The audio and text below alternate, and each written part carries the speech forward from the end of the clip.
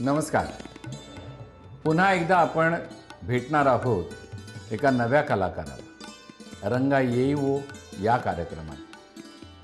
पुण्याचा फेरफटका मारताना पांडुरंग ताठे नावाचं एक व्यक्तिमत्व मला सापडलं आणि त्या व्यक्तिमत्वाला भेटण्यासाठी मी आतुर झालो.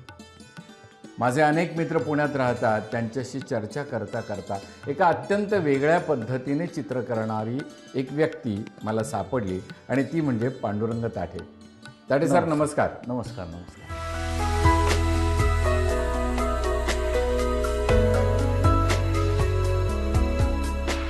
ज्ञानदेवांना जेव्हा रंगा येईवो ही ओवी सुचली, स्फुरली, त्यांनी विठ्ठलाला, पांडुरंगाला विविध नावांनी हाक मारून कीर्तनात रंग भरायला यायचं आमंत्रण दिलं. तेव्हा हा पांडुरंग ही रंग भरता भरता या दिंडीत सामील झाला. आयुष्याला दिशा देणारी वळणं येत असतात. त्या वळणावर उभं राहून आपला रस्ता कोणता हे ओळखण्याचं सामर्थ्य ज्यांच्यात असतं तेच आपला मार्ग निवडतात. पांडुरंग ताठे हे अशांपैकी एक. रंग म्हणजे काय हे माहीतच नसताना त्यात आकंठ बुडालेले पांडुरंग. काय माझ्या मित्रांच्याकडून बरंच काही ऐकलं होतं आणि वेगवेगळ्या स्थित्यंतरातून तुमची चित्र बदलत गेली आणि हा गेल्या जो काय 30-40 वर्षांचा कालावधी आहे त्यामध्ये तुम्ही ज्या पद्धतीने चित्रांची रचना बदलत गेलात ती समजून घेण्यासाठी आम्ही इथं आलेलो आहोत. तर एक साधारण असं का वाटायला लागलं तुम्हाला की आपण आता ही चित्रांची शैली बदलत जायला पाहिजे? तुम्ही सगळ्याच मीडियामधून काम करताय, तर त्याच्यातून तुम्हाला असं का वाटलं? सुरुवातीला एकतर मी अकॅडमिक शिक्षण घेतलेलं होतं की म्हणजे अभिनव कला महाविद्यालयातनं मी डिप्लोमा पूर्ण केला. शिकत असतानाच मला जी काही आवड होती ती मला लँडस्केपची आवड होती. बाबूराव सडवेलकरांनी आबालाल रहमानांवर लिहिलेला धडा तो माझ्या पाठ्यपुस्तकात होता 7वीच्या आणि तिथनं चित्रकला किंवा चित्रकलेची प्रेरणा मिळाली. त्यानंतर शाळेमध्ये जर म्हणाल तर बाकीची गती कशातच फारशी नव्हती. म्हणजे 5वी-8वी नापास झालेलो होतो. त्यामुळे अर्थातच मी पहिल्यांदा सगळं श्रेय देतो ते म्हणजे वसंतदादा पाटील आणि 78 साली जे सर्व शिक्षक माध्यमिक शाळेमध्ये जे होते की ज्यांनी स्ट्राईक केलेला होता. कुठची शाळा? माझी कर्मवीर भाऊसाहेब हिरे हायस्कूल म्हणून माझी शाळा होती. बरं. 78 साली शिक्षकांचा संप झालेला होता आणि तो वसंतदादांच्या काळामध्ये होता. त्या काळामध्ये मार्चमध्ये होणाऱ्या परीक्षा आमच्या मे महिन्यात झाल्या. त्यातनं मी शाळेची थोडीशी अभ्यासाची आवड लागली आणि 10वी पास झालो. बरं. 10वी पास झाल्यानंतर मुळातच माझ्या घरचे आई किंवा वडील हे दोघंही शिकलेले नव्हते. त्यामुळे त्यांना पुढे काय करायचं हे सांगता येत नव्हतं आणि त्यामुळे मला माझ्या इच्छेने अभिनवला ॲडमिशन घेता आले.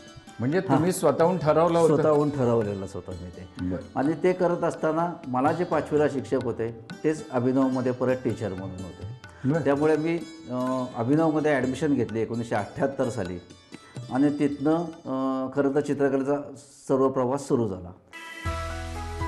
आई वडील, पत्नी, कोणाचाही रांगोळीच्या पलीकडे रंगांशी, चित्रांशी संबंध नसताना एक चित्रकार प्रचंड कष्ट घेऊन स्वतःला उभं करतो, शिकवायला लागतो. नंतर मात्र या सर्वांची शाबासकीची थाप पाठीवर पडली. त्यामुळे सगळ्या इझमचा अभ्यास करताना, शिकवताना त्यांची चित्रांची रूपरेषाच बदलत गेली. तुम्ही ज्या वेळेला असा निर्णय घेतला की आपण आता आर्ट स्कूल जॉईन करायचं, चित्रकार व्हायचं, घरून काही विरोध झाला नाही? नाही, कारण मुळातच असं होतं की आम्ही जी काही 5-6 भावंड होतो त्यातनं पहिला 10वी पास झालेला मी होतो. बरं. आणि सगळ्यात धाकटा मी होतो परत. आणि आई वडील दोघंही शिकलेले नव्हते माझे. म्हणजे त्यांचा फ्रूटचा व्यवसाय वगैरे असा होता. पारंपरिक व्यवसायात ते होते. त्याच्यामुळे त्यांना हा पुढे काय करणार हे माहिती नव्हतं आणि बाकी दुसरं काही मला येणार नव्हतं. त्यामुळे मग मी अभिनवाचाच रस्ता धरला आणि मला तो आवडला आणि तिथंच मी गेलो. तिथनं देखील असं झालं होतं की म्हणजे एक किस्सा असा होता की ज्या वर्षी मला राज्य पुरस्कार मिळाला आणि गव्हर्नमेंटचं पत्र आलं त्यावेळेस माझ्या आईने मला पहिल्यांदा सांगितलं की तू बहिणीकडे जा, कारण तू परत नापास झालेला दिसतोस. अरे बापरे. हां, कारण पत्र घरी येणं म्हणजे नापास होणं हे एवढंच माझ्या घरच्यांना माहिती होतं आणि त्यांना तसंच वाटलेलं होतं. म्हणजे शेवटपर्यंत त्यांना चित्रकलेतलं किंवा असं काहीच हे नव्हतं. म्हणजे तुम्हाला पारितोषिक मिळालेलंच कौतुक हां, हे यांनी ते ते वेगळ्या नापासामध्ये पद्धतीने कन्वर्ट झालेलं असं झालेलं होतं. त्यांना असं वाटलं की पत्र आलं म्हणजे ते झालं. पण नंतर मग त्यांना समजल्यानंतर मग त्यांनी भरपूर मला सपोर्ट केले तसे, म्हणजे घरच्यांनी असे. आणि तिथ्यानंतर जी कामात झाली ती म्हणजे की अभिनवला गेल्यानंतर माझे जे 2 टीचर होते की जे शाळेतलेही टीचर होते की जयप्रकाश जगताप सर, की हे लँडस्केप खूप चांगले करत होते. आणि मुळात पुण्यातली परंपराच ही लँडस्केपची होती. म्हणजे मी डेंगळे सरांना लँडस्केप पाहतच मी इकडे आलेलो होतो आणि आम्हाला देखील लँडस्केप करणारेच होते. त्यामुळे मला आवड लँडस्केपचीच होती. आणि मग मी अभिनवमध्ये गेल्यानंतर मग लँडस्केप सुरू केली, म्हणजे फाउंडेशन नंतर परत. आणि मग अकॅडमिक काम करता करता ज्यावेळेस हिस्ट्रीमध्ये काही वेगळे विषय आले आणि इझम्स आले, तिथनं पुढे पुढे थोडासा मग कामात बदल होत गेला. बरं. आणि त्याच वेळेस मग काही पुस्तकं पाहणं आणि काही प्रदर्शनं पाहणं, यातनं मग थोडंसं वैचारिक डेव्हलपमेंट्स थोड्याशा जशा होत गेल्या तसे तसे मग ते विषय मी तिथे तिथं सोडत गेलो असं झालं.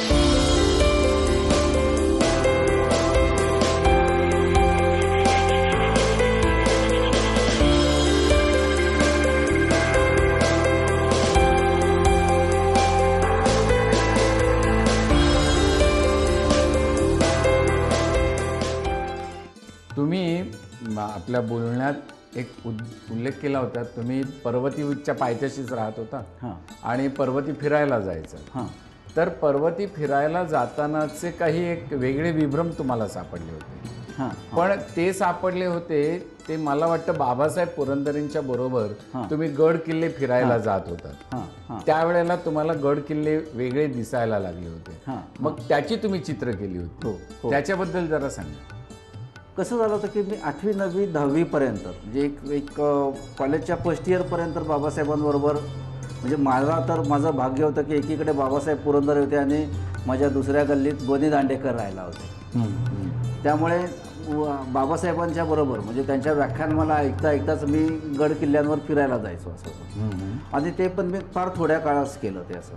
आणि मग तिथं गेल्यानंतर मग मी ती लँडस्केप करतच होतो. तर त्यातनं मला ते लँडस्केप करता करता मी लँडस्केपचं कन्व्हर्सेशन नंतर हे ॲल्युमिनियम स्कल्पचर्समध्ये केलं होतं. आणि त्यातलं एक स्कल्पचर माझं असं होतं की ज्याला मी जे बॉम्बे आर्ट सोसायटीला लागलेलं होतं 125 वर्षाची झाले म्हणून, तर त्याच्यामध्ये मी स्कल्पचर प्लस एक कुत्रा असं ठेवलेलं होतं आणि ते बेंद्रे सरांना खूप आवडलेलं होतं. बरं. तर त्याला मी टायटल दिलं होतं की सम्राट म्हणून असं. तर त्यांनी ते विचारलं होतं की सम्राट का. हां. तर मग तो चाकणचा भुईकोट किल्ल्याचं लँडस्केप करायला मी गेलेलो होतो आणि तिथं प्रचंड कुत्री येत होती मागे आणि त्यांनी काम करू दिलेलं नव्हतं. हो. हां, तर ते काम करून दिलं नाही म्हणून मग मी नंतर तिथं फक्त स्केच करून आणलं आणि नंतर त्याचं ऑइलमध्ये मोठं केलं. हां. आणि बिनवैल टेराकोटाचा एक कुत्रा त्याच्यावर त्या स्कल्पचरवर ठेवलेला होता की बाबा त्या किल्ल्याचा सम्राट म्हणजे तो कुत्रा असं ते हे केलं. तर ते त्यांना खूप आवडलं होतं. म्हणजे मांडणी शिल्प म्हणतो आपण मांडणी आता. शिल्प म्हणतो तसं तर ते त्यावेळेला तुम्ही केलेलं होतं. ॲल्युमिनियममध्ये मी स्कल्पचर करत होतो ते. आणि मांडणी शिल्प केलं ते मी 93 साली परत केलं. बरं. म्हणजे ज्यावेळेस मुंबई बॉम्ब ब्लास्ट झाला, त्या मुंबई बॉम्ब ब्लास्टच्या नंतर मग मी तोपर्यंत मला माहीत नव्हतं, पण मी हुसेन साहेबांचं श्वेतांबरी पाहिलं होतं जहांगीरला. आणि अशा पद्धतीचंही चित्र असू शकतं हा एक भाग मला नंतर समजला होता. आणि नंतर 93 साली ज्यावेळेस बॉम्ब ब्लास्ट पहिले मुंबईमध्ये झाले आणि काश्मीरचं मग मुंबई असं ते जवळ आल्यामुळे त्याच्यावर मी एक रिॲक्शन दिलेली होती आणि त्याच्यावर मांडणी शिल्प केलं होतं. मग त्याच्यामध्ये प्रतिकात्मक ते सगळं केलं होतं की झाडू की बाबा आता सगळा भारत क्लीन व्हायला पाहिजे जातीयवाद्यातनं किंवा याच्यातनं, किंवा काश्मीर म्हणून रंगीत बाटल्या वापरलेल्या होत्या, किंवा एक सत्ता उलटून टाका म्हणून खुर्ची उलटी पाडलेली होती. आणि एक जिवंत माणूस त्याच्यात मुलगा बसवलेला होता आणि त्याच्या चेहऱ्यावर छातीवर फक्त एक काळा दगड ठेवलेला होता की बाबा आता कॉमन माणसं त्यातनं जायला नको आहेत म्हणून. हो. असं आणि ती मग तसं याच्यावरनं ते गेलेलं होतं. पण मग त्या मांडणी शिल्पामध्ये तुम्ही जिवंत मुलगा ठेवला होता. तो त्या प्रदर्शनामध्ये. आणि हे 93 साली मी पहिल्यांदा पुण्यात कॉलेजमध्ये केलं होतं. म्हणजे तोपर्यंत मांडणी शिल्प त्याला म्हणतात किंवा त्याला इन्स्टॉलेशन म्हणतात किंवा ते ज्याला काय म्हणतो आपण की लाईव्ह परफॉर्मन्स म्हणतात. हे जे आता जे प्रकार चाललेले आहेत क्वांटमटरी त्याला तसं म्हणतात हे मला माहिती नव्हतं. ते त्यावेळेला ते करून मी रिकामा झालेलो होतो. म्हणजे ज्या वेळेस जे मला वाटेल त्यावेळेस मी तसं करून ते रिकामा होत गेलेलो. वा. बाबासाहेबांच्या बरोबर फिरताना तुम्ही गड किल्ल्यांचे फोटोग्राफ्स काढलेत किंवा त्याचे चित्र काढलीत तुम्ही. पण नंतर ज्याचा उल्लेख मगाशी केला होता मी, पर्वतीचा, त्या पर्वतीला देखील वेगळ्या पद्धतीने तुम्ही चित्रित केलं आणि मला वाटतं ते वॉटर कलरमध्ये. वॉटर कलरमध्ये केलं. हो हो. ते काय आहे म्हणजे? नाही, पर्वती तर कसं झालं की माझं ज्याला म्हणतो की आपण इन्स्पायर होण्याचं एक ठिकाणच ठरलेलं आहे. मुळात मी पर्वतीत राहिल्यामुळे माझ्या शाळेतली जी सगळी मंडळी होती ती सगळी स्लम एरियातली होती. म्हणजे पर्वती दर्शन, शिवदर्शन, लक्ष्मीनगर, जनता वसाहत या एरियातलेच सगळी मंडळी तिथं होती. त्यामुळे मी मध्यमवर्गीयांमध्ये मला रमायला आणखीनही आवडतं आणि अजूनही मी त्यांच्यातच जास्त मी रमतो असं होतं. बरं. आधी लहानपणापासूनच पर्वतीची चित्र मी खूप करत आलो आणि पर्वतीची चित्र जर पाहिली तर ही खूप लोकांनी कुठून कुठून कशी केलेली आहेत. त्याच्यावरच मी MFA करताना पर्वती हाच थिसिसचा विषय घेतलेला होता आणि ते करत असताना मग पर्वतीच्या अवतीभोवतीचा परिसर आणि पर्वतीतल्या काही गोष्टी अशा मी त्या पेंट करत गेलो. त्या करत असताना मी माझ्या अनुभवानुसार त्या बदलत गेल्या. म्हणजे सुरुवातीला तर मी रिअलिस्टिक केलेली होती. नंतर मग एकदा टॅगोरांचं जे वाक्य होतं की बाबा भारतीय चित्रकला ही अंतर्मनावर आधारित आहे, तर मग मी नंतर त्याच्यावर सुरुवात केली की चित्र समोरचं दृश्य पाहायचं आणि ते आपल्याला पाहिजे तसं करायचं. मग तिथं मी परत प्लेन्स, वेगळ्या वेगळ्या प्लेन्सवर काम करत होतो. मीडियम्स वेगळी सगळी माझी त्यात होते. म्हणजे ऑइलमध्ये केली होती, वॉटर कलर केली होती, स्कल्पचरमध्ये आणलेलं होतं मी, पेन्सिल ड्रॉईंगमध्ये बरीचशी ड्रॉईंग्स केलेली होती आणि प्लस तिथले विषय म्हणजे तिथली लोकं ही परत माझ्या चित्रात येत होती असं. बरोबर. आणि अशा बऱ्याचशा गोष्टींचं मग मी आजपर्यंत जरी म्हटलं तरी त्यातल्या छोट्यापासून मोठ्यापर्यंत म्हणजे व्ह्यूज मोठे होते आणि ते छोटे छोटे करत असे आलेलं होतं. म्हणजे त्यातनं आत्ताही तसंच होतं की बाबा अगदी त्यातलं एखादं पायरी जरी असेल तरी त्या पायरीवर घडलेल्या घटना मग त्याच्यावर देखील माझं चित्र होऊ शकतं किंवा विषय होऊ शकतो. बरोबर. किंवा कॅनॉल जो आहे आमचा इथनं येणारा, तर तो कॅनॉल हा मला लहानपणापासून भीतीदायक वाटतो.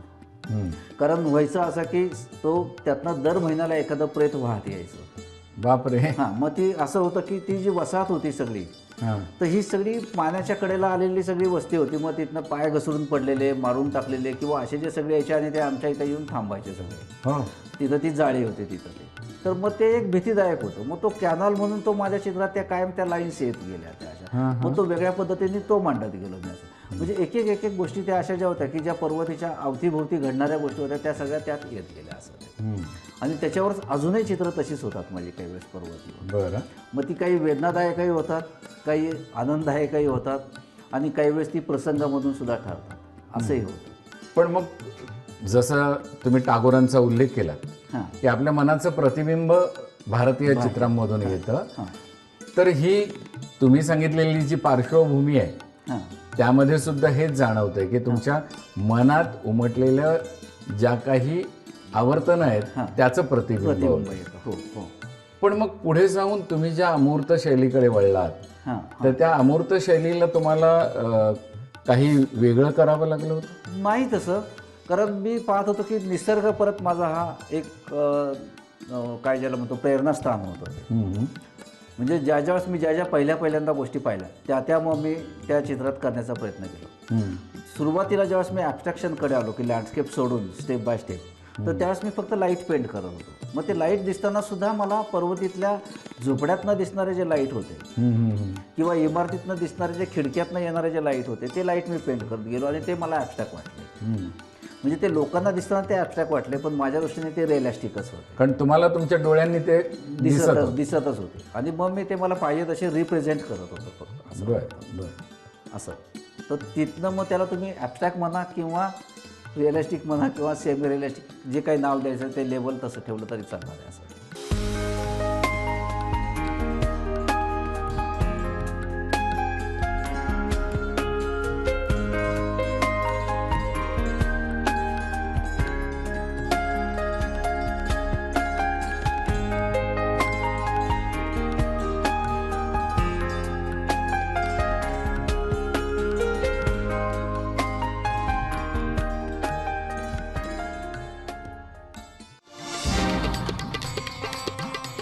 तुमच्या या पेंटिंगच्या दुनियेमध्ये जसं तुम्हाला एक स्टेट अवॉर्ड मिळालं होतं तसं अजून काही अवॉर्डसाठी हे केलं होतं? हो, मला 84 पासून 88 पर्यंत 4च वर्ष मी भाग घेतले की म्हणजे त्यामध्ये मला दिल्लीचं आयपॅक्सचं अवॉर्ड होतं, आर्ट सोसायटी ऑफ इंडियाचं अवॉर्ड होतं, त्यानंतर हैदराबादची होते 2 अवॉर्ड्स आणि नंतर 88 साली मी अभिनव कला महाविद्यालयात प्राध्यापक म्हणून जॉईन झालो. बरं. तिथं जॉईन झाल्यानंतर मात्र मी ह्या सगळ्या गोष्टी थांबवल्या, की मग ठरवून घेतलं की कुठलीही स्कॉलरशिप घ्यायची नाही किंवा कोणत्याही प्रदर्शनात भाग घ्यायचा नाही. त्यानंतर मी आजपर्यंत तसंच ते पाळत आलो, की कुठे मी म्हणजे कुठली फेलोशिप किंवा स्कॉलरशिप घेतली नाही, कारण मला नोकरी होती. आणि जे फ्रीलान्स आर्टिस्ट जे मुलं काम करत आहेत तर त्यांना त्या गोष्टी त्या मिळाव्यात असं. बरोबर. हा एक माझा हेतू होता, की बाबा जे वर्किंग आर्टिस्ट आहेत, म्हणजे जसं की आता ललित कलेची सिनियर फेलोशिप आहे, की ज्याची रक्कम मोठी आहे, परंतु मी रिटायर्ड जरी झालेलो असेल तरी मला पेन्शन आहे. तर ती जी रक्कम जी काही फेलोशिपची आहे ती जर एखादा वर्किंग आर्टिस्ट असेल की जो बरेच वर्ष काम करतोय आणि त्याला जर ती मिळाली तर ती जास्त चांगली आहे. बरोबर. तर अशा ह्याने मी पूर्ण सगळ्या कॉम्पिटिशनमधनं थांबवलं. त्यानंतर स्कॉलरशिप तर कुठल्याच घेतल्या नाहीत आणि भागही कुठे फारसं मी घेतलं नाही. म्हणजे तुमचा हेतू आहे तो उदात्त आहे, हां हां की माझ्यामुळे दुसऱ्या कोणाची वाटा अडू नये हां हां आणि मी जर योग्य असेल तर माझं काम बोलेल हां हां आणि कामातून मला जे काही पैसे मिळायचे आहेत ते मिळतील. मिळतात. नोकरीतून मिळतच आहेत, हो. पण म्हणून त्याच्यासाठी वेगळा प्रयत्न करून स्पर्धेमध्ये भाग घ्या, हां, तिथली बक्षिसं मिळवा हां, किंवा अजून काही नाही, हां, नाही, हे नाही. सगळं सोडून सोडून दिलं मी. तुम्ही साधना म्हणून चित्र चित्रकला काढत राहिलात अगदी. किंवा शिकवत राहिलात. बरोबर. किती वर्ष अध्यापन केलं? मी जवळजवळ 30 वर्ष माझं अध्यापन झालं, 88 पासून ते 2019 पर्यंत. म्हणजे अभिनवमध्ये शिकवत होता. अभिनवमध्येच. हो, मी त्याच कॉलेजमध्ये शिक्षण झालं माझं हो. 84ला आणि 4 वर्षांतर मी परत तिथेच लागलो. वा. आणि हे करत असताना देखील परत असं होतं की एक आवडही होती, म्हणजे शाळेवरनं मी इकडं आल्यामुळे की एक टीचिंगची थोडीशी आवड होती. सुरुवातीच्या काळात अभिनवमध्ये मला ते खूप चांगलं करता आलं, की म्हणजे कॉलेजमधले जे सिनियर शिक्षक होते ते माझेही शिक्षक होते. त्याच्यामुळे त्यांच्या अंडर मला काम चांगलं करता आलं, फ्रीडम चांगला मला घेता आला, असंही झालं. नंतरच्या काळात आमच्याकडे मॅनेजमेंट बदलली, की न शिकलेला माणूस मॅनेजमेंटवर आला. बरं. की म्हणजे काही ज्याला हे माहिती नाही. मग तिथं थोडंसं जे काही राजकारण सुरू झालं त्यातनं मधला पिरियड आमचा सगळ्यांचाच वाईट गेला कॉलेजमध्ये. पण नंतरची जी परत 4-5 वर्ष ते की ज्यांना मी शिकवलेलं होतं आणि जे माझ्याबरोबर परत असिस्टंट म्हणून माझे विद्यार्थी शिक्षक म्हणून आलेले होते त्यांच्याबरोबर काम करताना परत मजा आली. म्हणजे तिथं भरपूर प्रयोग तसे करता आले. मीनवाईल आम्ही जसा रवींद्रनाथ टागोरांचा उल्लेख केला तसं मी, माझे एक शिक्षक आणि एक माझा विद्यार्थी अशा आम्ही तिघेजणं मिळून आम्ही आमचा शो म्हणजे पेंटिंगचा शो आम्ही आर्ट स्कूलमध्ये जाऊन करायला लागलो. का? की म्हणजे तिथं काय चाललेलं आहे ते आपल्याला समजेल आणि त्यातनं तसे बदल आपल्याकडे आपल्या कॉलेजमध्ये काही करता येतील का. पण तुम्ही तर तुमचा शो घेऊन जायचा, हो. तुमचे पेंटिंग्स घेऊन जायचा, हो. मग तिथले विद्यार्थी किंवा तिथले शिक्षक हां. त्याच्यावर त्याच्यावर काय रिॲक्ट होतात ते पाहायचं आणि मग त्यातनं तिथं काय चाललेलं आहे ते पाहून आपल्याकडे काय बदल करता येतील का असं. तर तसं आम्ही बडोद्याला केलं, बडोदा आर्ट स्कूलमध्ये, आणि मग नंतर शांतिनिकेतनमध्ये केलं. अरे वा. असं. आणि अजून आमचा तो प्रयोग चालूच आहे की आम्ही आता BHUमध्ये जाणार आहोत, इवन जे स्कूल ऑफ आर्टमध्ये करणार आहोत, की जे आर्ट स्कूल आहे तिथे जाऊन मग तिथल्या मुलांना आम्ही आमच्या कामाविषयी विचारतो की बाबा काय आहे, किंवा तिथली जी मुलांची कामं आहेत ती पाहत होतो, की म्हणजे अपग्रेड करणं जे आहे, म्हणजे उगाचच म्हणायचं की सिलेबस अपग्रेड झालेला नाही आहे तर त्याऐवजी तुम्हाला अपग्रेड करा असं ते आम्हाला वाटायचं, की बाबा आम्ही त्यासाठी म्हणून फक्त जायचं होतं. वा. त्यातनं कमर्शियल हेतू काहीही नव्हता. असं टिकल्या लागत नव्हते. नाही, काहीच नाही. टिकल्या लावायच्याच नाही, लावण्याही नव्हत्या आणि लावायच्याही नव्हत्या, कारण तो हेतूच वेगळे होते आमचे, की बाबा शिकायला जायचं आपल्याला तर आपण हे करायचं. आणि त्याच्यामध्ये मोठं होते की माझे सुधाकर चव्हाण म्हणून जे टीचर आहेत की जे आता 75 वर्षाचे आहेत आणि ते आता PhD करत आहेत. वा. आणि आता ह्या वयात ते PhD करत आहेत. ते माझे टीचर होते. आणि एक माझा विद्यार्थी, म्हणजे आमचे तिघेही आम्ही असेच की त्यातनं नितीन हडप म्हणून तो, तर तोही आहे. तर ते असे 3-4 मिळून आम्ही ते काम करत होतो.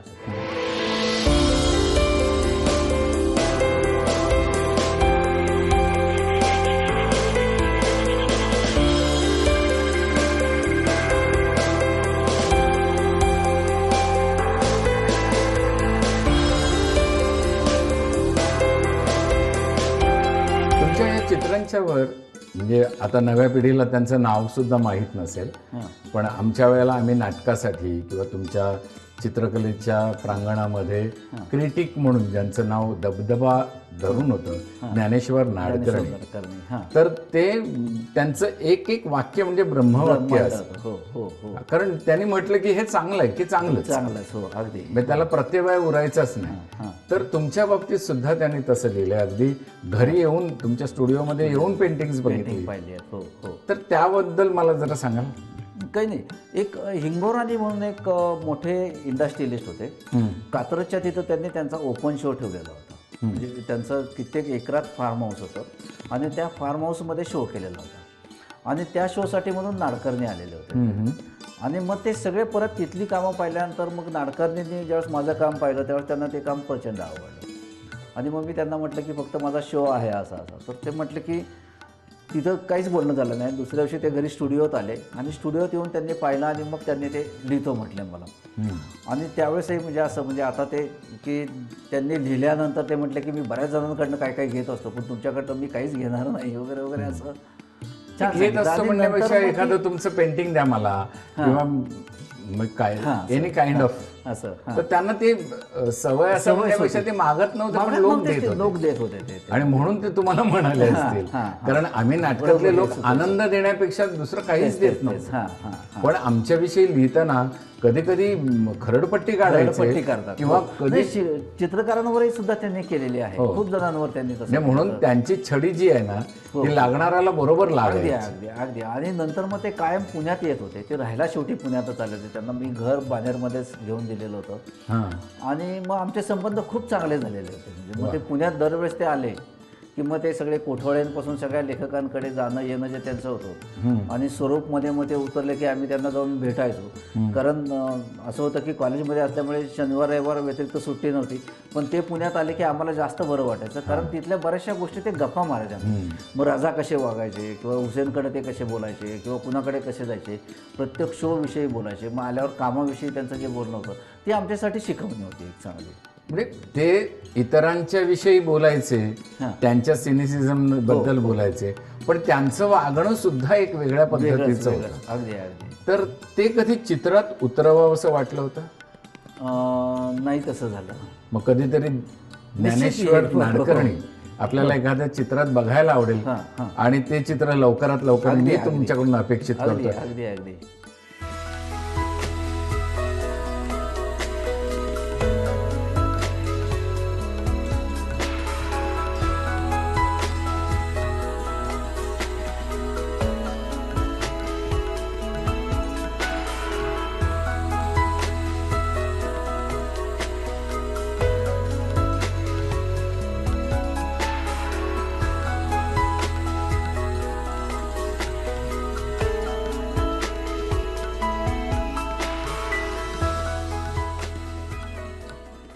ताठे सर, तुमची अनेक प्रदर्शनं झाली, चित्र विकली गेली आणि चित्र विकली जाणं म्हणजे प्रदर्शन तेवढ्यासाठी आपण लावतो. ज्या टिकलीचा उल्लेख केला मी तो त्याच्यासाठीच. पण त्या बाजारामध्ये तुम्हाला काही फसवणूक झाली का कधी? कारण बाजारात उभं राहिलं की फसवणूक होते. कधी जास्त पैसे मिळतात, कधी शेतीमालाला मिळतात तसे. पण इथे असं काही झालं का तुमच्या बाबतीत? बऱ्याच वेळा तसं झालेलं आहे. पण पहिल्यांदा जो माझा पहिला जो शो झाला की जिथं नाडकर्णीने लिहिलं तो पूर्ण शो माझा हा सदरुद्दीन डायाज आहे म्हणजे दाऊद शूजचे मालक. हां हां हां. तर त्यातली 3-4 चित्र फक्त म्हणजे त्यात फसवणूक अशी झाली माझी की फसवणूक नाही त्याला म्हणता येणार पण 4 चित्र माझी सुकांती कामत आणि जयंत साळगावकर यांनी घेतलेली होती. म्हणजे सुकांती कामत आणि प्रभाकर बर्वे, त्यानंतर आडेवरेकर अशा सगळ्या नामवंत चित्रकारांना विचारून कोणती 2 चित्र घेऊ असं म्हणून ते सांगितलं. ती त्यांनी घेतली आणि नंतर राहिलेली जी 2 चित्र होती ती मी दादिबा पंडोलला दिलेली होती काही चित्र आणि राहिलेली सगळी चित्र ही माझी सदरुद्दीन डायांनी आल्यानंतर घेतलेली होती. मीनवाईल त्याच्यामध्ये एक गॅलरीवाले असे मला भेटले की ज्यांनी नंतर सुकांती कामतला जाऊन सांगितलं की तू ही चित्र कशाला घेतली आहेस म्हणून. तर त्यावेळेसची ती किंमत होती की मी 4,000 फक्त लावलेली होती. ती देखील ते म्हटलं की मी तुला स्वस्तातनं दिली असती आणि त्यांनी मला आदल्या दिवशी सांगितलं की ही चित्र तू माझ्याकडे ठेवायला दे म्हणून. बरं. तर मला काय ते समजलं नाही पहिल्यांदा असं. परंतु सुकांती कामत दुसऱ्या दिवशी लगेच सकाळी आल्या आणि त्या म्हटल्या की अरे ताठे तू त्यांना कशाला सांगितलंस की चित्र तुझी मी घेतलेली आहेत म्हणून. हां हां हां. तर तिथं ती नंतर असं समजलं की ज्या गॅलरीकडनं ती चित्र घेतलेली होती ती आणखीन ती वेगळ्या किमतीत त्यांना ती हे करायची होती. हां. आणि मग ते जे दलाल जे होते थोडेसे तर त्यांच्याकडनं तशाही गोष्टी अशा होत होत्या. हे मला नंतर हे झालं थोडंसं. पण मग मी तिथंच ते थांबवलं आणि मुळात चित्र सेल करणं किंवा ह्या करण्यापेक्षाही मला त्यातलं मार्केटिंगमधलं फारसं समजत नव्हतं. तर मी काम करण्याचा जास्त आनंद मानत होतो. पहिली 4 ते 5 वर्ष माझी सगळी वर्क्स ही सदरुद्दीन डायांकडे जात होती. म्हणजे तिथं किंमत किती येत होती हा भाग नव्हता, परंतु मला काम करायला भरपूर मिळत होतं, हा एक हेतू होता. त्यानंतर दादीबा पंडोलांकडे मी काही वर्क्स देत होतो आणि मग मधनंच जी बाकीचे जे काही लोक येऊन ज्यांना माहिती होतं ते घरनं येऊन घेत होते. पण मग तिथं किमतीचं मी असं काहीच हे ठेवलेलं नव्हतं. पण त्याच्यानंतर ज्यावेळेस जे आले की काही दलाल मंडळी जिथं येत गेली तिथे आणि की चित्र माझ्याकडे ठेवून दे असं मधल्या काळामध्ये खूप एक लोन फोपावलेलं होतं की चित्र ठेवून घ्यायचं कन्साइनमेंटवर आणि मग नंतर ते सेल करायचं. मग त्यात ती प्राईस समजत नव्हती, काही समजत नव्हतं, काहीच समजत नव्हतं असं. मीनवाईल मी नंतर एक दोन चित्रकारांनी मला सांगितले की तुझी चित्र तू आम्हाला ह्या किमतीत दे आणि आम्ही ती मग प्राईस देऊ आणि नंतर ती सेल करून देऊ. अर्थात त्याच्याविषयी मला अगोदर समजल्यामुळे मी म्हटलं की नाही माझं परभणीत मोठा स्टुडिओ आहे, मी चित्र सांभाळू शकतो आणि मी सगळी चित्र माझ्याकडे घरी ठेवतो. पण म्हणजे त्यातलं मार्केटमधलं मला फारसं हे होत नाही आहे अजूनही होत नाही आहे असं हे आहे. पण बरेचसे जे सिनियर चित्रकार सांगतात ते देखील सांगतात की अरे नाही याच्यामध्ये तेवढं चालतंच सगळं असं ते गृहीत धरायचं. म्हणजे आता गायतोंडींच्या किंवा हुसेनच्या म्हणजे ती लिलावात कोटी च्या बोली लावल्या जातात. ही चित्र घेणारे कोण असतात? तसं तर ते नाही सांगता येणार कारण हे जे आर्ट लवर्स किंवा बायर्स आहेत की जे सांगतात की बराच काळ आता तशा ह्याच्यात माझे एक जण माहितीतले होते की राजकुमार सेठ आणि मोहिनी सेठ म्हणून की ज्यांनी हुसेनचं वर्क इन्स्टॉलमेंटवर 3000ला घेतलेलं होतं त्यावेळेस 60 साली. तर ते म्हटलं की मग आता ती प्राईस कशी तुम्ही ठरवणार. तर म्हणजे तशी आर्ट लवर्स लोक देखील आहेत. म्हणजे माझ्याकडे देखील राम प्रधान आले त्यावेळेस ते की मला तुझं चित्र आवडलेलं आहे आणि ते मला पाहिजे. मग त्यांना चित्र देताना मी ते फक्त 35,000 दिलं. त्यांनी मला सांगितलं की नाही पुढच्या वेळेस त्याची किंमत 1 लाख लावायची. म्हणजे हे मला लोकांकडनं समजत गेलं की तुझ्या चित्राची किंमत तू ग्रॅज्युअली वाढव म्हणून असं. आणि असे अनुभव मग खूप आले की मला ते लोकांनी सांगितलं की बाबा ती किंमत वाढवत चल असं म्हणून. त्यामुळे तसं फारसं मी मार्केटिंगच्या बाबतीत असं कधी हेच झालं.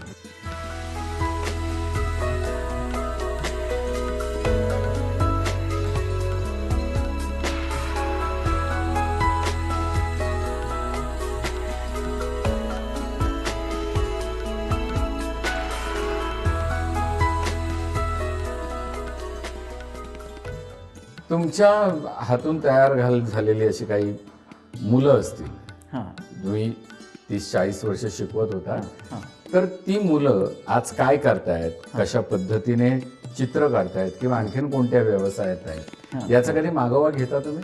बऱ्याचशा वेळा भेटतात ते, बरेच जण भेटतात तसे. म्हणजे मुळात एक तर असं आहे की अभिनव जे आहे हे सगळ्यात म्हणजे डिग्री कोर्स डिप्लोमा कोर्स असल्यामुळे अभिनवमध्ये येणारी जी मुलं आहेत ती मुळातच सगळी स्लम एरियातनं किंवा पुण्याच्या अवतीभोवती म्हणजे सातार, सांगली, कोल्हापूर, लातूर, उस्मानाबाद, नगर इथल्या गरीब भागातली सगळी मुलं येतात. बरं. आणि मुळात ती मुलं इतर अनेक कामं करत काम करत असतात. म्हणजे माझ्या माहितीतले 2 विद्यार्थी तर असे आहेत की जे संध्याकाळी बस रंगवायचे, बसमध्ये झोपायचं, स्वारगेटला जाऊन आंघोळ करायचे आणि परत कॉलेजमध्ये यायचे. तर अशी मी सुद्धा मुलं पाहिलेली आहेत की ज्यांना मी कायमच सपोर्ट करत राहिलो होतो. म्हणजे तर तशी मुलं देखील आहेत की जे आज तो माझा सहकारी होता, म्हणजे कॉलेजमध्ये माझ्याबरोबर आहे आणि आज त्याचं नावही चांगलं आहे की अरविंद कोळपकर म्हणून आहे असं. तर अशी खूप मुलं आहेत. श्री पांडुरंग ताठे सर आणि माझा परिचय गेली 25 वर्षापासून आहे. म्हणजे मी विद्यार्थी दशेत असल्यापासून सरांची माझा सहवास मला सरांचा लाभलेला आहे. मी एक त्यांना अध्यापक म्हणून जेव्हा त्यांच्याबरोबर काम केलं त्यावेळेस सरांनी त्यांच्या अध्यापन पद्धतीमध्ये विद्यार्थ्यांना घडवताना त्यांच्यातील बेस्ट क्वालिटी याला मोटिवेट करून आज कला क्षेत्रात आपल्याला जे काही असे नामवंत चित्रकार आपल्याला बघायला मिळतील, अशी शिष्य परंपरा लाभलेले श्री पांडुरंग ताठे आहेत. ते एक चित्रकार म्हणून जर त्यांची कारकिर्दी जर आपण बघितली तर पांडुरंग ताठे सरांनी लँडस्केप पासून ॲब्स्ट्रॅक्शन पर्यंत आणि अनेक न्यू मीडिया आर्टमध्ये म्हणजे जसं इन्स्टॉलेशन असेल, परफॉर्मिंग आर्ट असेल, याच्यामधनं आपली कला सादरीकरण केलंय. आता एक पुन्हा मॉलमध्ये एक टॅटूचं काम करतो की त्याची तर अवस्था अशी होती की फक्त 2 एकर शेती, त्यातली 1 एकर शेतीमध्ये खाण आहे. त्या खाणीतनं त्याच्या आईने ती खाण, ती जी जागा होती ती खाणीतली जागा विकली 1 लाखाला. फक्त 50,000 मुलीचं लग्न आणि 50,000 ह्याला शिक्षणाला दिलेले.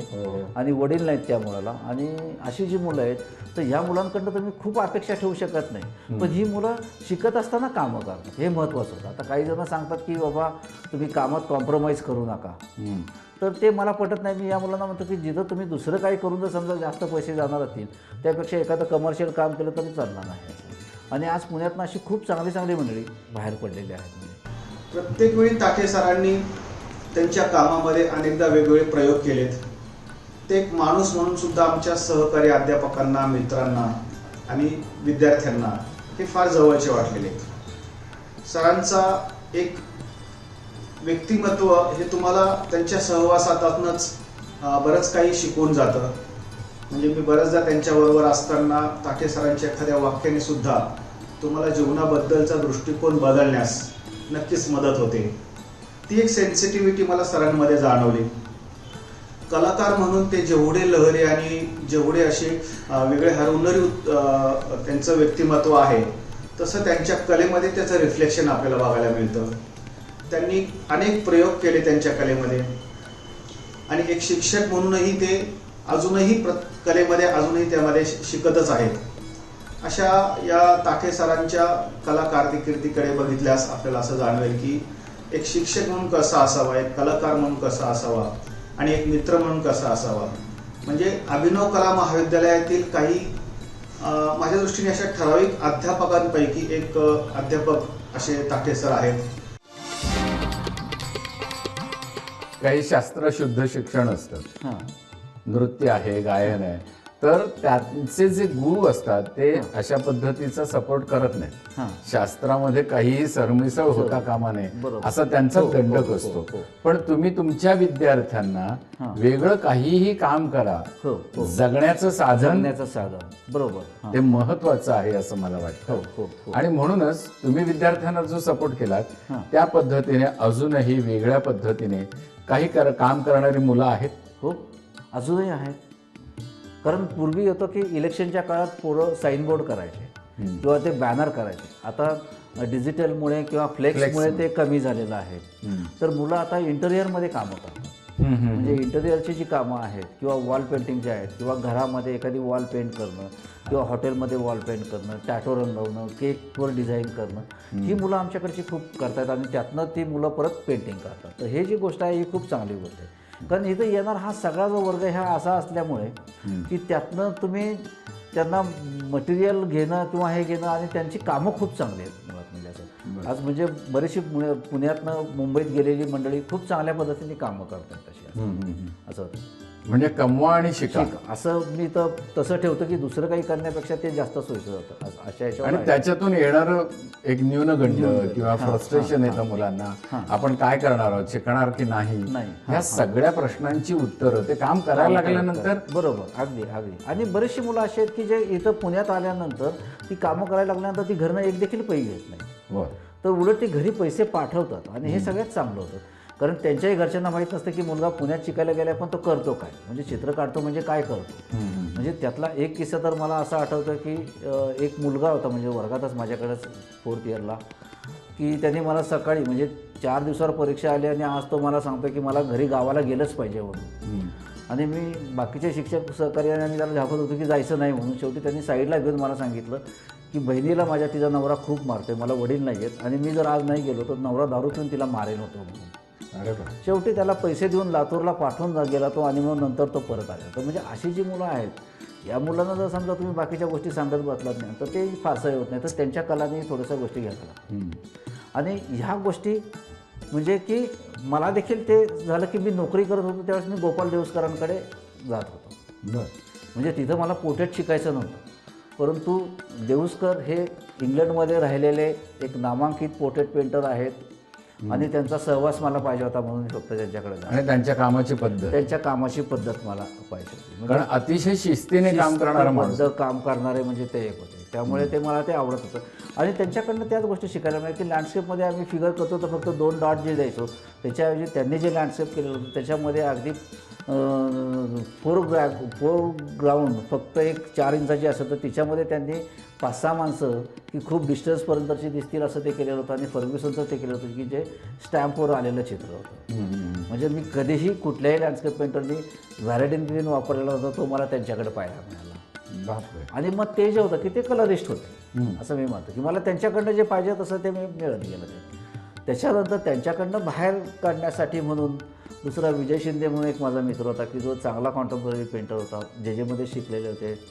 नंतर मग ते पुण्यात आलेले होते. मग त्यांच्याबरोबरनी पण ते म्हणायचे की तू देऊसकरांकडे जातोस, पण देऊसकर आता जुन्या पठडीतले झाले, तू जे आहेस तू कॉन्टेम्पररीमध्ये येतो. पण जरी देऊसकरांकडे मी जात असेल तरी मी काम करताना माझ्या लँडस्केपमध्ये जे काही माझे बदल होत चाललेले होते ते वेगळे वेगळेच होत चाललेले होते. आणि मी जी क्रिएटिव्ह लँडस्केप करत होतो ती परत बापूंना म्हणजे देऊसकरांना ती आवडलेलीच होती. मला ज्याला स्टेट अवॉर्ड मिळालं होतं त्याचे जज जे होते त्याच्यामध्ये जहांगीर साबावाला होते आणि तैयब मेहता होते. अशा दिग्गज लोकांनी ते लँडस्केप ॲप्रिशिएट केलेलं होतं. वा. त्यामुळे असं वाटत होतं की जे चाललंय ते माझं व्यवस्थित चाललेलं आहे अशा याच्यावर मी होतो परत. आत्ता तुम्ही अमूर्त शैली काम करता, हां, त्याची भाषा कळायला थोडा वेळ लागतो. वेळ लागतो. ती काय असेल, कशा पद्धतीचं असेल ते चित्राकडे सातत्याने बघावं लागतं. हां, त्याच्यातले रंग निरखून पाहावे लागतात. बरोबर. तर ही अशी चित्र करताना तुमच्या मनात काय येतं आणि ते रंग कसे उतरतात? काही वेळेस कसं होतं की ज्यावेळेस मी चित्र करतो एक तर ते पाहिलेलं असेल परंतु ते चित्रात येताना ते डायरेक्ट येत नाही, त्यातला काही अंश येतो किंवा काही पार्ट येतो. दुसरी गोष्ट असं होतं की काही वेळेस चित्र करताना ते ॲटोमॅटिकली त्यातले फॉर्म्स डेव्हलप होत जातात आणि मग ते चित्र घडत जातं आणि त्या घडण्याची जी प्रोसेस आहे ती प्रोसेस फक्त मी पाहतो. बरं. काही वेळेस माझ्याकडं मी एखादा विषय घेऊन देखील पेंट करतो की म्हणजे जसं की पुण्यामध्ये आता समजा म्हणजे मी फिगरेटिव्ह देखील काही वर्क्स केलेले होते आणि बरेचसे केलेले म्हणजे फिगरेटिव्ह सुद्धा की मग त्याच्यामध्ये मग तिथं घटना पेंट केलेल्या आहेत किंवा काही वेळेस विषय पेंट केलेले आहेत, काही वेळेस नुसते रंग पेंट केलेले आहेत की म्हणजे निसर्गात दिसणारे असे, तर काही वेळेस कल्पना पेंट केलेल्या आहेत. बरं. असंही झालेलं आहे. आणि मग ते करताना त्या वेळेस ते वेगळ्या वेगळ्या घटना त्या घडत गेलेल्या अशा होत्या. म्हणजे जसं की मी काही वेळेस रंगांची चित्राला आवश्यकता आहे का, तर काही वेळेस असं वाटतं की नाही आहे म्हणून मला. म्हणजे जे देऊसकरांनी जे मला शिकवलं की बाबा आर्टिस्टकडे 2 डोळे असावे, तर एका डोळ्याने त्यांनी ब्लॅक अँड व्हाईट पाहावं म्हणजे त्याचे सगळे टोन त्याला दिसतील, टोनल व्हॅल्यूज दिसतील आणि दुसऱ्या डोळ्याने मग रंग पाहावे. अरे वा. हां, तर म्हणजे असे जर 2 डोळे असतील तर तो जास्त एक चांगला हे होऊ शकतो. मी आज पहिल्यांदाच तुमच्याकडून ऐकतोय की देऊसकरांचं हे म्हणणं म्हटल्यानंतर हां, खऱ्या अर्थाने आजही आपण ज्यावेळेला ब्लॅक अँड व्हाईट सिनेमा बघतो हां. त्यावेळेला त्याचं लाइटिंग आणि त्याच्यातून बाहेर येणाऱ्या व्यक्तिरेखा या सगळ्याचा विचार करता ब्लॅक अँड व्हाईट जमाना खूप खूप थोर होता. खूप थोर होता. हां हां आणि आज तुम्ही ज्या डोळ्याने कलर बघताय, रंग बघताय, हां हां ते रंग सुद्धा त्याच्यात तितकेच फिके पडतात असं मला वाटतं. फिके पडतात. अगदी अगदी. वा, मला खूप आनंद झाला की तुम्ही देऊसकरांच्या या 2 डोळ्यांचा उल्लेख केलात आणि आमच्या रसिकांना सुद्धा तो उल्लेख एका वेगळ्या अर्थाने महत्वाचा ठरेल असं मला वाटतं. कारण मी तशा काही पेंटिंग्स केले. म्हणजे मी ज्यावेळेस कास पठारला गेलो, कास पठार पाहून आल्यानंतर 2 वर्षानंतर मग मी ब्लॅक अँड व्हाईटमध्ये काही तिथली ड्रॉइंग्स केली. बरं. आणि ती ड्रॉइंग्स म्हणजे ती फुलं, पण त्या फुलांमध्ये रंग नाही आहेत, पण त्याचे फक्त फील मी केलेले आहेत आणि ते ब्लॅक अँड व्हाईटमध्ये केलेले. आणि ते पाहिल्यानंतर जाणवतं की हा निसर्ग आहे, काहीतरी आहे, पण तो फुलांचा फॉर्म एवढं तो आठवण करून देईल इतपत असं होतं ते. म्हणजे की काही वेळेस असं होतं की ती गोष्ट ती आठवण करून देईल पण ती डायरेक्ट तशीच्या तशी नसेल असंही होतं. बरं. असंही बऱ्याच वेळा झालेलं आहे. म्हणजे तुम्ही चित्र काढल्यानंतर एखादा कास पठारला जाऊन आले, तुम्ही त्या चित्राच्या खाली लिहिलं असतात कास पठार, हां हां तर कदाचित त्याच्यातले रंग पटकन विसरून तो पाहू शकेल. पाहू शकला असता हां, ना. किंवा- ते रंग त्याने डोळ्यातून हां, मिसळले असते हां, त्याच्या किंवा valley of flower valley of flower. तसंच असं म्हणजे असं आहे. म्हणजे जसं की काही वेळेस चित्रातले रंग देखील माझे तशा अनुषंगाने येत जातात की म्हणजे झाडं हा तर माझा कायम आवडीचा विषय येत राहतो आणि तो तर कायम चित्रात येत राहतो. मग तो येत असताना असं होतं की काही वेळेस ऑरेंज कलर जास्त यायचा किंवा रेड रंग जास्त यायचा. तर साहजिक होतं की मी जिथं शाळेत शिकायला होतो तिथं शाळेत आम्ही जिथं हातपाय धुवायचो तिथंच गुलमोहराचं झाड होतं. बर. मी नोकरी शाळेमध्ये केली तिथं देखील गुलमोहराचं झाड होतं. त्यानंतर कॉलेजमध्ये मी जिथं नोकरी केली तिथं देखील गुलमोहराचं झाड होतं. तर ते झाड आणि वस्ती हे जे एक प्रकरण होतं ते माझ्या चित्रात ते कायम येत राहिलं होतं. म्हणजे आत्ता देखील मी जे चित्र केलेलं आहे की ग्रीनमधलं, तर तो ग्रीन मी हा जवळजवळ लॉकडाऊनच्या काळामध्ये 2-3 महिने फक्त मी ग्रीन माझ्या गालीत बसून झाडं पाहत होतो आणि तो जो ग्रीन दिसत होता तो अगदी फ्रेश की ज्याच्यावर प्रदूषण काहीच नाही. त्याच्यामुळे तो फ्रेश ग्रीन जो दिसला मला तो ग्रीन चित्रात माझ्या आणखीन वेगळ्या पद्धतीने आला. ताटे सर, मी सगळ्या अभ्यासकांच्याकडून वेगवेगळ्या पद्धतीने चित्रांच्या विषयी ऐकत असतो. काही साहित्यिक असतात. बरोबर. हां. तुमचे अनेक मित्र आहेत, म्हणजे अगदी ज्ञानेश्वर नाडकर्णींच्यापासून ते लागू आहेत किंवा आणखी कोणी आहेत. हो. तर त्याच्यामध्ये एक विशेष साहित्यिक तुम्हाला भेटले होते, दिलीप पुरुषोत्तम चित्रे. हां हां. तर त्यांनी तुमच्या चित्रांच्याकडे बघून काय म्हटलं होतं किंवा त्यांची रिॲक्शन काय होती? खरं तर दिलीप चित्रेंना मी बराच काळ भेटत होतो. म्हणजे भोपाळवरनं ते आल्यानंतर ते पुण्यात होते. चित्रेंची आणि माझी तशी पहिली ओळख म्हणाल तर तिरकस चौकस म्हणून त्यांचं पेपरमध्ये एक सदर येत होतं. ते मला आवडायचं. मी त्याची कात्रणं ठेवायचो आणि असं ठरवायचो की कधीतरी यांना आपण भेटायचं म्हणून. परंतु ते खूप स्पष्ट वक्ते होते आणि स्पष्ट बोलत होते, त्यामुळे जायची भीती वाटत होती. आणि बऱ्याच वेळा मला की बऱ्याचशा म्हणजे तो माझा कदाचित फोबिया असेल की मोठ्या लोकांशी बोलताना मी जरा दचकत होतो आणि तसंच चित्र्यांच्या बाबतीत झालेलं होतं. आणि चित्रे काम फक्त माझं पाहत होते. बर. आणि एका प्रदर्शनात म्हणजे त्यांनी पुण्यात आल्यानंतर एक ग्रुप केलेला होता आणि त्या ग्रुपमधनं तो सगळा तरुण मुलांचा ग्रुप होता आणि त्यांचं प्रदर्शन चालू होतं. आणि त्यावेळेस मी मुलगा लहान असल्यामुळे माझा मी कॅनव्हास न करता फक्त पेपरवर्क करत होतो. आणि सहज म्हणजे दिलीप चित्रेंना आम्ही दादा म्हणत असो, तर ते भेटले आणि ते मला म्हटले की तुझं काय चाललं आहे आता म्हणून. तर मी सांगितलं की असं असं प्रदर्शन करतो आहे जहांगीरला आणि चित्र आहेत, म्हटले मला पाहायला यायचं आहे. तर ते म्हटले की मी ते पाहायला आले घरी माझ्याकडे स्टुडिओवर. म्हणजे 15 मिनटं येतो म्हटल्यानंतर 2-3 तास थांबलेले होते. त्यांना चित्र खूप आवडली ती. मग ते म्हटले की मी लिहितो त्याच्यावर परत. त्यांनी माझा कॅटलॉगसाठी त्यावेळेस लिहिलं आणि लिहिताना त्यांनी मग परत त्यांचं जे काही सिनेमातलं जे एक हे होतं तसंच त्यांनी माझ्या त्या प्रदर्शनाला ते म्हटलं की तू टायटल देत जा. मी आत्तापर्यंत कधीच टायटल दिलेलं नव्हतं म्हणजे तोपर्यंतच्या शोला. मग त्यांनीच माझ्या चित्राला टायटल दिलं की बस्ती, वस्ती आणि ड्वेलिंग्स. हो. आणि मग नंतर त्यांनी त्यांच्या नजरेतनं मी माझे चित्र पाहायला लागलो की मी लँडस्केप करतच होतो. पण ते म्हटले की अरे हे तसं तुझ्याकडनं सहज आलेलं नाही आहे, तर ज्या वातावरणात तू राहतोयस त्याचीच रिफ्लेक्शन सगळी येतात आणि तो परिसर सगळा तो माझ्या चित्रात येत होता. बरोबर. आणि मग त्यांनी मला पर्वतीतली ड्वेलिंग्स अशा याच्यावरनं मग मी ती कामं त्यांना दाखवली आणि मग त्यातले रंग ते कसे कसे आलेले आहेत. मग त्यांनी रामकुमारांची आर्ली वर्कविषयी तुलना केलेली होती की बाबा म्हणजे ती कशी दिसतात. आणि मग ते जे रंग येत होते किंवा ऑकर ब्राऊन, तेव्हाच मी वॉटर कलर करत होतो, ॲक्रिलिक करत होतो आणि हे पण करत होतो. मीनवाईल त्याच काळात मी काही फेसेस देखील करत होतो, फिगरेटिव्ह. की ती फेसेस होती ती साधी होती की माझ्याकडं घरी काम करायला येणारी बाई की तिचा मुलगा आजारी आहे म्हणून तिला पैसे मागितले तिने, तर तिला दवाखान्यात जाण्यासाठी म्हणून जर तिला पैसे दिले तर तिने देवऋषाकडे जाऊन पाहिलं तर त्याच्यावर मी चित्र काढलं की म्हणजे सायन्स सोडून ती देव करते अशा याच्यावर. डॉक्टरकडे जायला पैसे दिले. हां.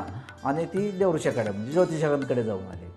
तर असे जे काही प्रसंग होते किंवा तिथले जे लोकल प्रसंग जे होते सगळे की पर्वतीच्या आसपासमधले फिगर्स सगळे ते माझ्या चित्रात खूप येत होते. आणि मग ते म्हटले की अरे हे चांगलं आहे उलट ते.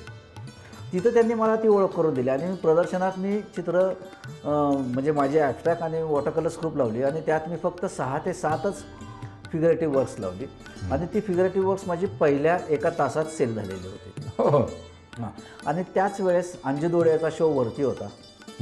तोपर्यंत कोणालाच काही माहीत नव्हतं. केमळ त्यावेळेस जहांगीरच्या वरती होते. आणि मग नंतर त्यातली काही चित्र विजय शहा नावाच्या माणसाने घेतली आणि ती वरती ठेवली केवळमध्ये, आणि मग नंतर परत केकू वगैरे सगळेच ते येऊन परत शो पाहून गेले. तर त्यावेळेस सेम टाईम अंजू दोडियावर आणि माझ्यावर दिलीप चित्रेंनी लिहिलेलं होतं. आणि मग नंतर वेळोवेळी त्यांचं मार्गदर्शन बरंचसं मिळत गेलं. तुमचे गुरु, तुमचे आई वडील, त्याच्यानंतर आज तुमचं समाजात असलेलं स्थान, या बाबतीत तुम्हाला स्वतःला समाधानी आहात? नाही, काम तर म्हणाल तर तुम्ही ते आत्ता मला असं वाटतं की आत्ता सुरुवात झाली आहे माझी खरं, की रिटायरमेंट नंतर. कारण तोपर्यंत कॉलेज आणि बाकीच्या ज्या गोष्टी चाललेल्या होत्या सगळ्या, किंवा घरचे काही हे, तर त्यातला एक पार्ट बाजूला झाला आहे.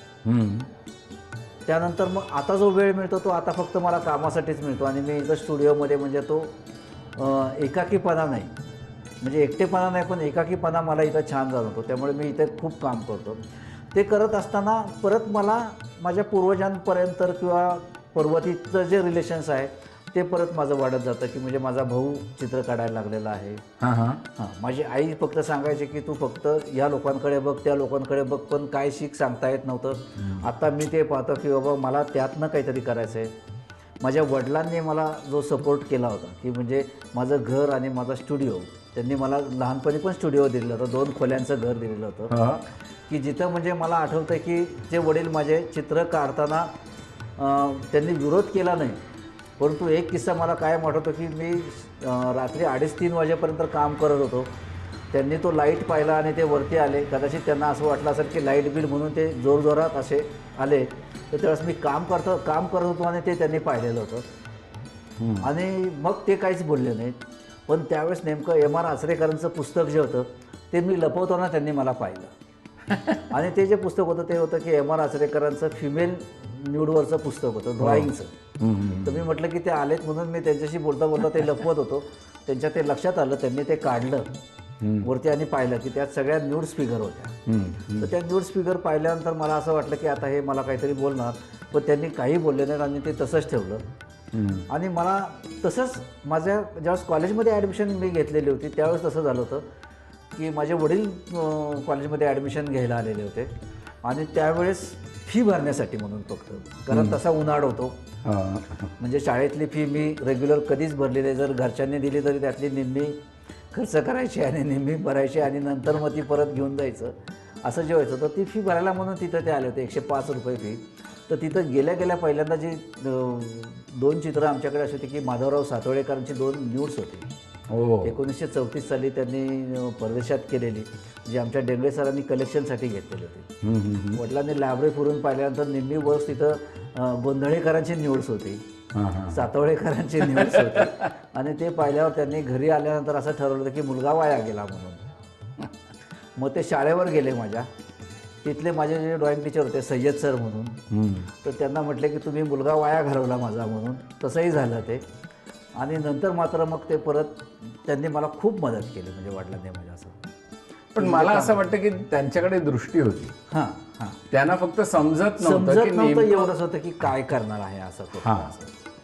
चांगल्या बाजूला चाललंय हेही नंतर कळलं अगदी असेल. अगदी. कारण शेवटी कसं असतं, मुलाला आशीर्वाद मिळतात ते त्याने काहीतरी अचीव केलं, ते तुम्ही ज्या वेळेला करता त्यावेळेला त्यांचे आशीर्वाद आपोआप आणखी खऱ्या अर्थाने उभे राहतात. आणि मला असं वाटतं की असे पालक जरी अडाणी असले तरी समंजस असले पाहिजे. त्यांना मुलाला काय हवंय ते कळलं पाहिजे. निश्चित. आणि असे वडील आई तुम्हाला लाभली, ते घर तुम्हाला लाभलं, त्याबद्दल तुम्ही नशीबवान आहात. आणि मला असं वाटतं रंगा येई वो या कार्यक्रमाच्या निमित्ताने तुमच्याशी मला गप्पा मारता आल्या आणि एक वेगळा आयाम आमच्या प्रेक्षकांच्या समोर उघडता आला. आणि तुमची वाटचाल अशीच पुढे चालू राहावी यासाठी तुम्हाला शुभेच्छा देतो. आणि रंगा येई वो या कार्यक्रमाचा आजचा भाग इथे थांबवतो. नमस्कार.